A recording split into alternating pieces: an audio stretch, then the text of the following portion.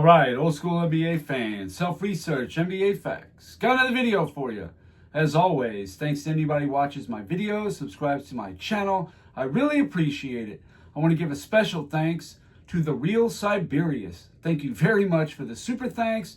I sure do appreciate your consistent support of this channel. My comment of the day comes from I Am Eric Hall. Thought it was a pretty good one. There's so many to choose from every day. Man, you guys are so smart and you make it so hard for me to choose which comment to pick because there's so many every day. But this one here from I Am Eric Hall, he says, Jordan has made 3 game winners in the finals. LeBron is 0 for 7. He has proven he is not able to do it on the big stage. His missed layup in regulation led to overtime where Kyrie got hurt. Make the layup and you win and have Kyrie for at least another game. Exactly. That's a very good comment. And this whole, LeBron's actually better than Jordan is in clutch time. Now, I don't know where that number comes from, talking about more buzzer beaters. I don't know what they're talking about exactly, but I know for sure that Michael Jordan has knocked down not only the game winners that he's talking about, but I remember specifically the 1991 finals that everybody now is just an old washed up Lakers team. Even though they were top 5 in both offense and defense, they won 58 games, not exactly trash. They beat a 63 win Portland team in a tie series, 1-1. Scottie Pippen just fouled out. The Bulls got the ball down by 2. And Jordan dribbles down and shoots over the outstretched arms of Vlade Divac to send that game into overtime, which Jordan then took over, didn't give up anything for Magic. No points, no assists, but of course it was really Pippen that shut down Magic. What a joke that is. Thank you very much, I Am Eric Hall, for the comment. Much appreciated. In this video, talking about, I don't know if you guys caught, Skap Attack was on Jason Whitlock's show. And man, there's 2 players that he talks illogical about, and that's Kobe Bryant and Nikola Jokic. And look, I'm not here to dump on Kobe or Nikola Jokic. I'm fans of both players, absolutely. Why wouldn't you be? If you like the NBA, you should like both those guys. But like I've said on this channel, I'm not a Kobe lover. Like, he's not my guy, but I respected his game and his career, absolutely. But I'm certainly not a hater either. And Nikola Jokic is no different. And maybe I'm not the best person to talk about this, but he brought NBA history into it. So let me play the clip here so you get the full context, and then I'll come back and take care of the rest.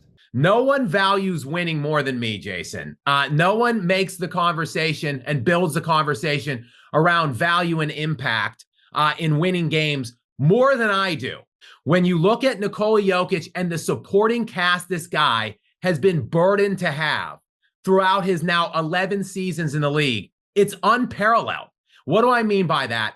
I went back and I looked at every NBA MVP winner. So every guy that's won a regular season MVP since 1980. I checked their supporting casts in their first 10 years that they've been in the NBA. Larry Bird had played with the second most players at that point, his first decade in the league, that were either an all-star or made an all-NBA or all-NBA defensive designation. Second most ever, only behind Magic. Magic played with 32 such selected players. Bird had 29. When you look at Michael Jordan, he's on the low end of the scale. He played with only 9 guys, or 9 times he played with a guy that was an all-star, all-NBA, or all-NBA defense. Nikola Jokic is the only guy since 1980 to win a league MVP that has 0 such teammates. He has never played once with a single all-star, a single all-NBA player, a single all-NBA defensive player, never one time. But he's the only player in NBA history to play his first 10 years without one guy that has made one of those designations. He simply doesn't have the help. I'm not even asking for a top 50 player for Nikola Jokic. I'm saying, can he get one single all-star? And let's see what this guy can do. I think if you gave Nikola Jokic the supporting cast that LeBron James has had in LeBron James's streak, which you've pointed out, Jokic would have won far more than LeBron James. And you can look the impact of winning, the impact he makes on winning is glaring when you look at his advanced metrics. There's a lot to unpack there, obviously. He's saying Nikola Jokic in a 5-year peak, only Jordan's was better.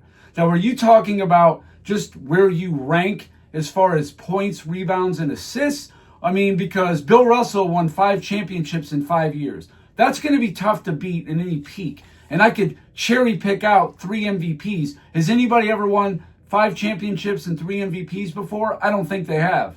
But if you're talking about in a 5-year span, there's no one better than Bill Russell. If you're talking about individual stats, there's no one better than Wilt Chamberlain. So right there, I'm taken aback. I said, maybe you're just more of a fanboy than an objective NBA fan. And like I said, I have nothing against Jokic, but I'm certainly not going to say, oh my God, he's the best ever. And the advanced metrics may point to that, but a lot of the points he was making, I just totally disagree with. All right, first of all, ball dominant players. I got a few of them that hog the stats. They rack up all the stats and don't really leave a lot left over. Back in 1962, Oscar Robertson, 30.8 points. He was tied for 4th in points per game. 12.5 rebounds. He was 8th, and he led the NBA in assists. Now, he did have 2 all-star teammates, Jack Twyman and Wayne Embry. But back then, there was only 8 teams. So it was a lot easier to have all-stars on your team almost by default. There's 4 teams per conference, a 12-man all-star roster. You do the math and you're almost certainly going to have 3 guys on your team as an all-star no matter what. Maybe not, maybe you only have 2, but that's average. 4 teams, you got 3 all-stars, you got the average amount. Russell Westbrook in 2017, 31.6 points, led the NBA. 10.7 rebounds, he was 10th. 3rd in assists at 10.4. So he was top 10 in all 3 of those things. He did not have an all-star teammate. Nikola Jokic, 2022, 2025, he was top 8 in those 3 in 22, and he was top 3 last year in points, rebounds, and assists. And of course, he's never had an all-star teammate, just like Skap Attack said. But this whole, just give him 1 all-star. Well, LeBron James in 2018, this was his best finish of the 3 stat categories. 2018 in points, he was 3rd with 27.5. 8.6 rebounds was 15th. 9.1 assists was 2nd. He did have 1 all-star teammate in Kevin Love, but let me get to that in just a moment. Luka Doncic in 2024 won the scoring title at 33.9. He was tied for 15th in rebounds at 9.2. 9.8 assists, which ranked 2nd. He had Kyrie Irving on his team, but he didn't make an all-star. Now, if we're saying all-star validates someone, like let's just say, for example, what if Danilo Gallinari would have made all-star back in 2017 or 2018, really early on in Jokic's career?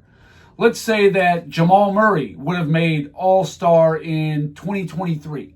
And let's say that Kentavious Caldwell-Pope grabbed a second-team defense in 22 or 23 or whatever. Does that now validate these guys? And now Jokic can't say, I'd have an all-star teammate, I'd have an all-league teammate because now I got it. To me, that's dumb. Taking a closer look at Kevin Love in 2018, the sidekick of LeBron James, the guy who made an all-star team. Well, let's just take a closer look. He averaged, in 2018, 17.6 points, 9.3 rebounds on 45.8% from the field, 41.5% three-pointers. But he only played 59 games. That's 2/3 of the season. The year that Jokic won the championship in 2023, he had 3 teammates that weren't really that far off of Kevin Love at all, even though they didn't get the all-star nod because there's better players in the West and maybe it's harder to get an all-star. But Michael Porter Jr. in 2023, he was almost exactly the same points per game as Kevin Love. He didn't have as many rebounds, but he wasn't a power forward. His field goal percentage was higher. His three-point percentage was almost identical, and he played almost the exact same amount of games, actually 3 more. Aaron Gordon in 2023, 16.3. That's only 1.3 less than Love. Yeah, he only had 6.6 rebounds. That's about 2.7 less, sure. 56.4 from the field, 34.7. He played 68 games. And then you got Jamal Murray, also in 23, 20 points, 4 rebounds, 45.4, very close to Kevin Love, 39.8 on threes, 65 games. So again, these three are in the ballpark of Kevin Love's 2018 season. No question about it. And you got three of them. Maybe not any one of them was an all-star, but I mean, come on, they're pretty close. And in that year, in 2023, Nikola Jokic averaged 24.5 points per game, tied for 24th. Okay? In rebounds, he was tied for second. Assists, he was third at 9.8. Well, he backed off the scoring, and the other guys actually had three players at 16 or more. You won a championship. So my point is, maybe hogging all the stats is not a good thing. So you can say whatever you want about where he stands historically, and he had a better peak than this guy and that guy. I don't think it's conducive to championship winning basketball. LeBron James hogged stat for years. When did he win championships? When he had Dwayne Wade and Chris Bosh and even Ray Allen directly led to a championship. He had Kyrie Irving and Kevin Love, and he had Anthony Davis on his team, who was a top 5 two-way player in the NBA at the time. That's conducive to championship winning basketball, not hogging all the stats and then complaining because you technically didn't have an all-star. When it comes to all-stars, since 2010, we'll call it, here's a few names and stats of guys who made all-stars. And you tell me if you think Jamal Murray is at least as good, if not better than these guys. Jeff Teague in 2015, 30 and a half minutes, he averaged about 16 points a game, 7 assists, 46% from the field, a one-time all-star. Kyle Korver, 2015, same team, 32.2 minutes, 12 points a game, 4 rebounds, 2.5 assists, 48.7 from the field. I think he did shoot 49% from 3 and led the NBA. One-time all-star. How about Chris Kaman in 2010? 34.3 minutes a game, 18.5 points, 9.3 rebounds, pretty good numbers, 49% from the field. He was a big guy.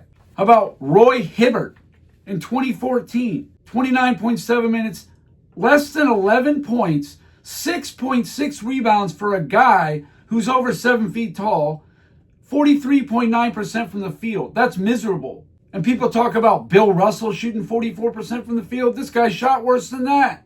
And he's a 2-time All-Star. D'Angelo Russell, one of LeBron's teammates. 2019, he made an All-Star. 21.1 points per game, 3.9 rebounds, 43.4. Mike Conley, 2021.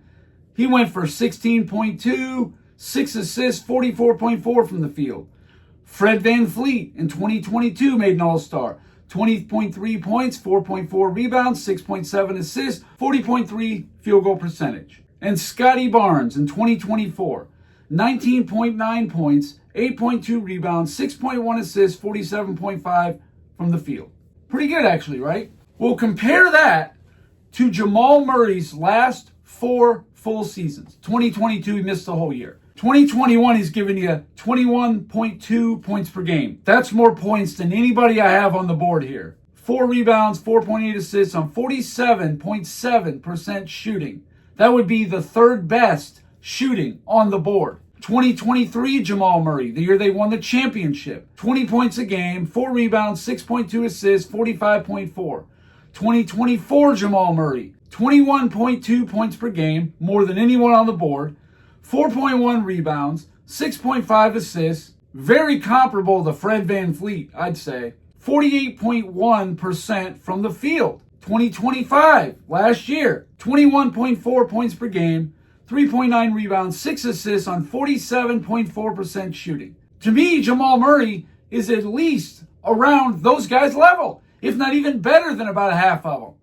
So just because he technically didn't get an all-star designation, and Skap Attack's up there talking about, can he just get one all-star one time? If Jamal Murray would have got an all-star in any one of those years, and he very easily could have, then that shuts down the whole narrative. What Skap Attack is doing is stuff that the big media does. They use coincidence to bolster their narrative. Like, oh, Michael Jordan didn't win until Scottie Pippen came in when he was a rookie and sat on the bench and got us 8 points a game. Then he started winning. We're going to use that coincidence. It's the same thing here. He's using the coincidence that nobody was technically an all-star. I just showed you 3 teammates at once were very comparable to Kevin Love in 2018. And then I just showed you Jamal Murray, very comparable to these 8 All-Stars since 2010. I think even better than about half, if not more. The other thing that he brought up was how many All-League and All-Stars that Larry Bird played with, right? Okay. Well, maybe it can also be said, and this is something that is the number 3 most important on my ranking criterias, and actually I'm going to be releasing that tomorrow. It's done. Maximizing your teammates, getting the most out of them. There is so much evidence that Larry Bird has done that. It's not even funny. Here you go. You want to pick on Larry Bird? Well, maybe Jokic could elevate people to making All-Star, All-League, getting on an MVP ballot. Maybe Jokic isn't that easy to make an All-Star while playing with.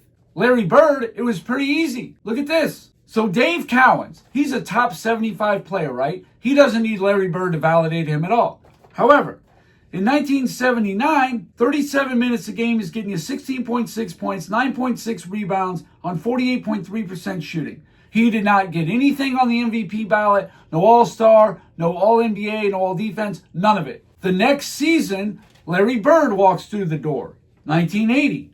A year older at 31, Cowens retired the next year in 81. Dave Cowens is giving you about 2.5 points less, a rebound and a half, shooting a little less, but because of the winning, he's now an All-Star. Second team All-Defense. How about Tiny Archibald? This guy's another top 75 player. What was he doing before Bird got there? Now, he was sharing time as point guard with JoJo White. And obviously Archibald was coming back from a major injury. But in 1979, Tiny Archibald, 24 minutes, is only giving you 11 points, 4.7 assists per game on 45.2% shooting. Bird walks in the door. Bam. A year older at 31, he's playing 35.8, more minutes for sure, 14.1 points, 2.5 rebounds, 8.4 assists on 3% better shooting. He's not only an All-Star, he's 5th for MVP. Need more? I got more.